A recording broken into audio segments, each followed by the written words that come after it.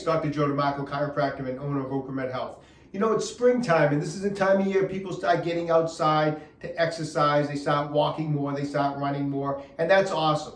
Unfortunately, some people start to do that after being pretty inactive over the winter, and as a result, this is the time of year people start coming into my office with shin splints, the pain in the front of the shins. So we're going to talk about shin splints today. We're going to talk about how to prevent shin splints. We're going to talk about how to treat shin splints, okay?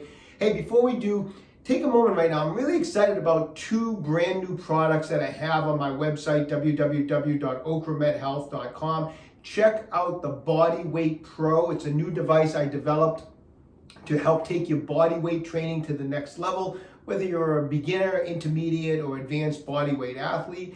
And then also check out on the website the new device called Old School Arms. It's a great device. It's been around for a long time. We're kind of bringing it back.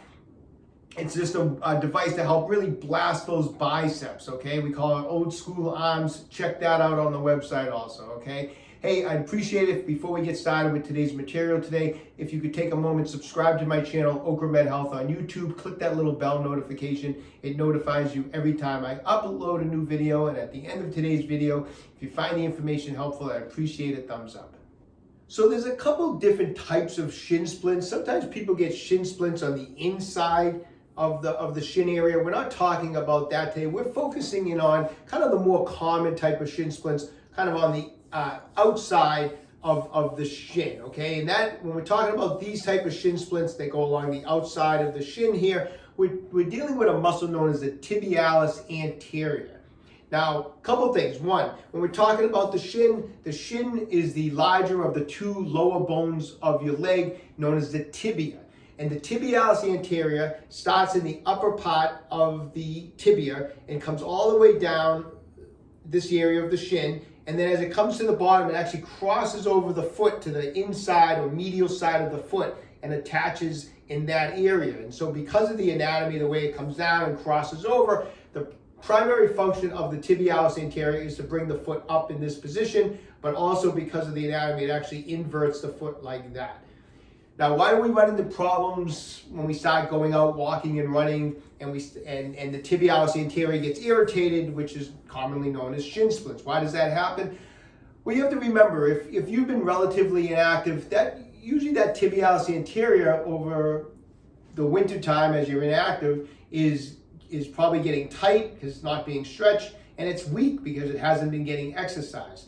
Even if you're working out and you're going to the gym, the tibialis anterior is one of those muscles where unless you put some specific attention to it, it really doesn't get used a lot until you go out to walk or run, because in order to walk or run, this muscle's flexing all the time because you have to keep picking up your toes so you don't trip over your toes on each step that you take. So now you go from relative inactivity of the tibialis anterior to a lot of activity. And that drastic change will cause irritation and inflammation of this muscle, and you start having that awful shin splint pain, which can get so uncomfortable sometimes you can't walk or run, okay? So we're gonna look at two things today we're gonna go over. One is how to prevent shin splints, how to prevent pain and irritation of the tibialis anterior. And then the second thing we're gonna go over today is if you're currently dealing with shin splints, I'm gonna go over how you can treat it.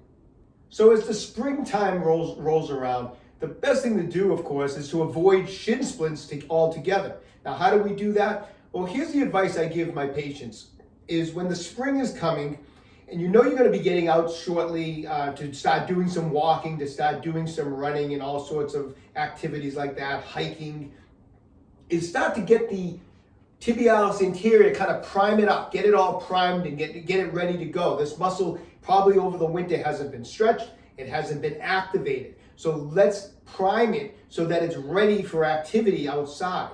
And what we want to do, that means, is we want to start stretching it and we want to start exercising it before we start going out for an hour walk or an hour hike or a 30-minute run or anything like that. We want to get it ready to go. So first, stretching it. Since the tibialis anterior flexes the foot up in this position, what we want to do is point the toe and kind of get the toes under in this position like that, and just get a nice stretched out position like that. And you'll feel as you're in this position, you'll feel that stretch all the way down the shin, of the tibialis anterior. And I would just hold that for about 30 seconds. And after about 30 seconds, give it a little couple seconds rest. And then I'm going to show you from this angle. Then what I want you to do is, again, stretch it like this and kind of roll the ankle back and forth like that. So at the same time, we're stretching the tibialis anterior. We're loosening up that ankle that can be tight because it hasn't been used too much. So it's kind of a good stretch just for the ankle and the tibialis anterior. And spend about 30 seconds doing that. So I would do a couple stretches where you just stretching the tibialis anterior in this position, and each time holding it for 30 seconds, and a couple 30-second sessions where you just kind of have it stretched out and roll the ankle around, okay? I would do that a couple times a day prior to getting out to begin your walking and running or hiking, and I would do it like a week or two before I start stretching it. Once you, on the days that say it's time, you're going to start going out for a walk and a run, those are perfect stretches to do right before and right after you get done walking and running to make sure that this muscle stays loose, okay? The other thing we want to do with the tibialis anterior is we want to activate it, get it going again, you guys exercise it. And you do a couple different things. One is you can just kind of lean up against the wall like this, lean back, and just pick the feet up like that. Pick it up, hold it for just a nice slow count, 1001, 1002. Let the toes touch back down and flex it back up like that. How many times should you do it?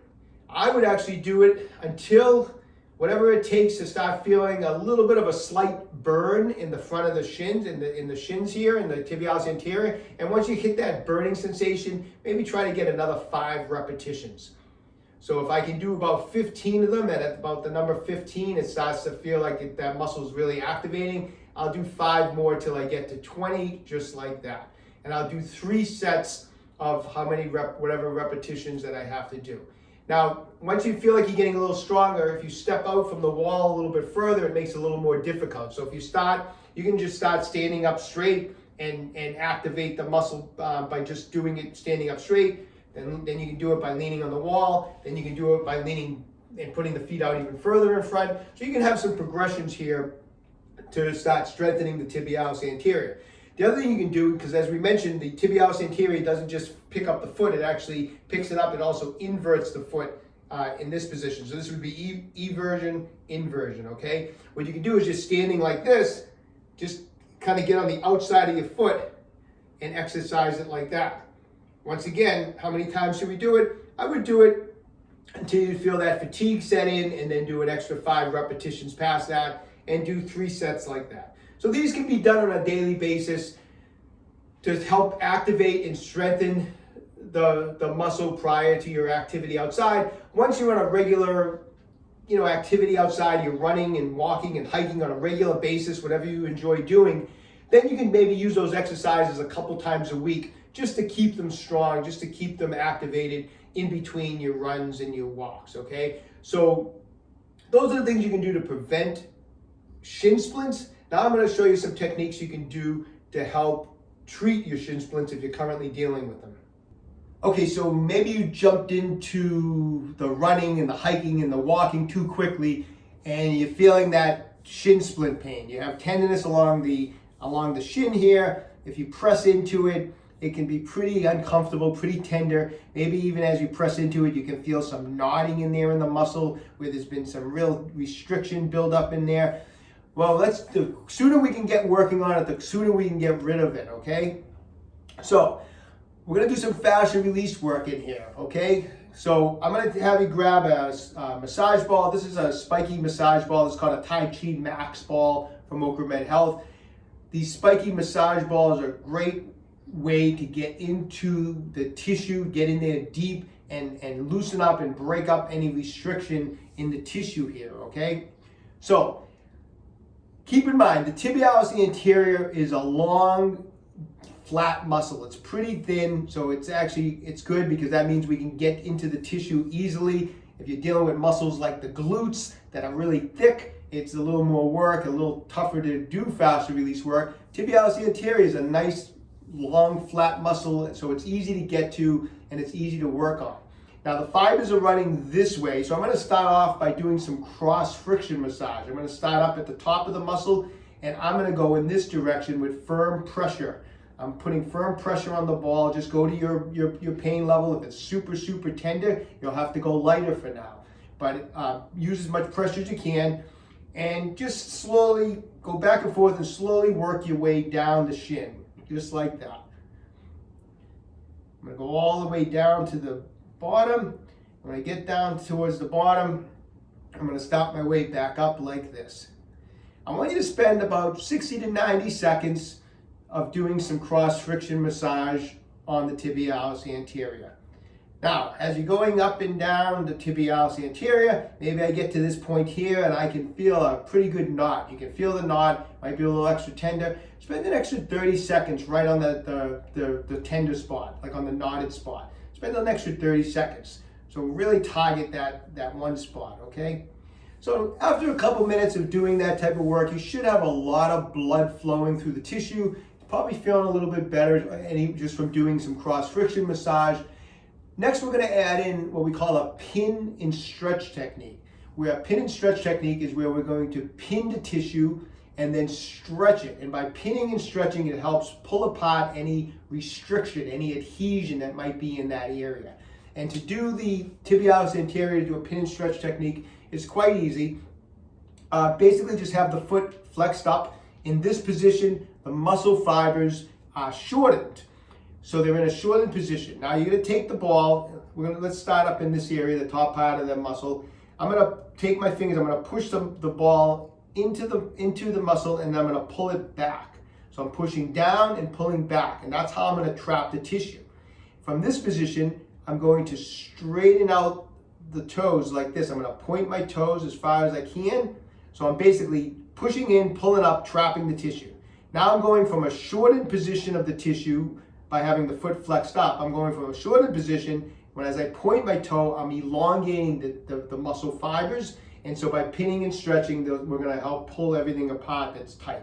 So I push in, pull back in a nice slow manner, point to toe just like that. Now, if you can at the very end, try to do the best you can. It's a little awkward, but try to put your foot into eversion, which is this way. So inversion is that way, which is what the muscle does when it contracts. So we're gonna, as we extend the foot out, we're gonna do the opposite. We're gonna try to do some eversion. So we trap the tissue, as you start to point the foot, it's a subtle movement. At the very end, try to evert the foot in that position. Let's see if I can get a better angle for you. So I go down, and at the very end, I'm just kind of trying to pull my big toe around that way. So I'm trying to bring it in this position, okay? It's a subtle movement, but just try to add that in at the bottom of the motion. So I start to extend out, try to do what you can to evert the foot like that, and then come back. Now from one position here, I'm gonna go 5 times of going back and forth. After 5 times, I'm gonna bring the ball down about 1 inch,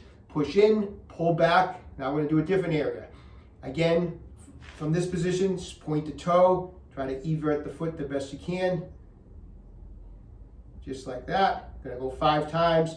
And we're gonna do the same thing all the way down. So along the course of your tibialis anterior, we might move the ball, say 5 different times to do that pin and stretch technique all the way down.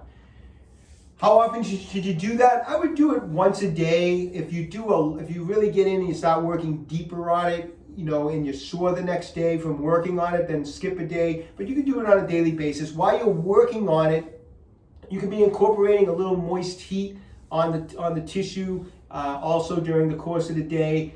While you're doing it, I would really be don't do anything to aggravate it. In other words, if you're having shin splints, don't be working on it, and then as soon as you get done working on it, you're gonna go out for an 8-mile run. You're just gonna be taking 1 step forward and 1 step back. We gotta get ahead of this. So as you're working on it, maybe if you're a runner, maybe go out for a walk. If you're walking, maybe take a few days off from walking. We got to get ahead of this and get this fixed. If you rest it properly and work on it, it can go away relatively quickly.